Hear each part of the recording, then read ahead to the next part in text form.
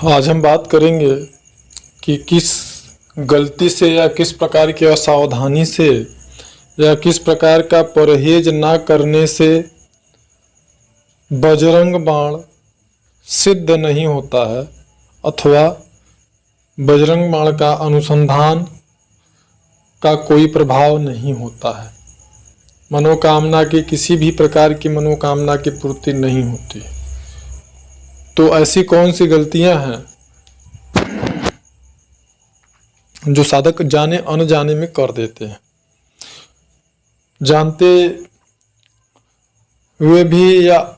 पूरी जानकारी न होने के कारण भी ऐसी गलतियां लोग करते हैं। तो सबसे पहले जो कि यह भ्रांति मन में है, भ्रम है कि साधना काल में ही केवल जो सावधानियां अथवा परहेज बताए जाते हैं उनको केवल और केवल साधना काल में ही उन सावधानियों को या परहेज को करना होता है। तो ऐसा अगर आपके अंदर भी भ्रम है तो उसको निकाल दीजिए, क्योंकि हमारे द्वारा किया गया कार्य प्रतिक्षण प्रतिपल का जो कर्म होता है उसका पूरा का पूरा लेखा जोखा होता है और हमारे कर्मों के अनुसार ही संबंधित विषय में हमको कितना लाभ या हानि होगा यह उसका निर्णय होता है। तो साधना काल में जो भी बजरंग बाण का अनुष्ठान कर रहे हैं, जो भी व्यक्ति बजरंग बाण का अनुसंधान कर रहे हैं, चाहे सिद्धि के लिए अथवा किसी विशेष मनोकामना की पूर्ति के लिए, किसी विशेष समस्या के समाधान के लिए, तो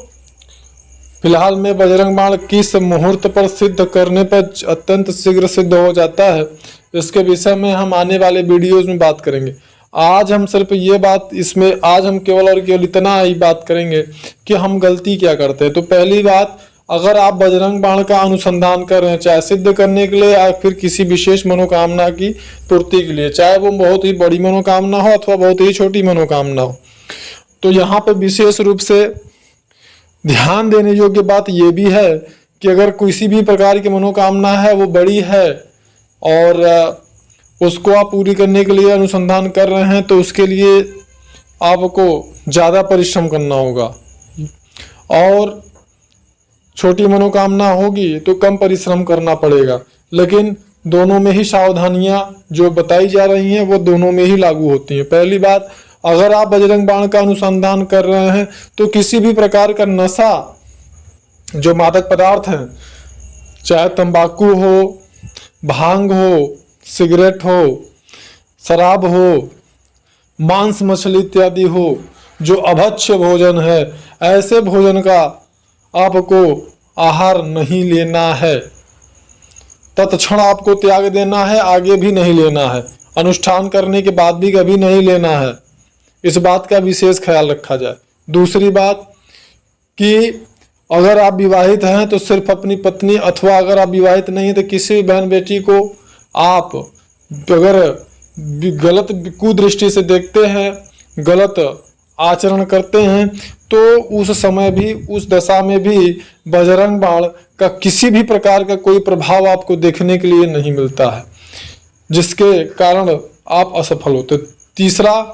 अगर बजरंग बाण का प्रयोग किसी को नुकसान पहुंचाने के लिए करते हैं,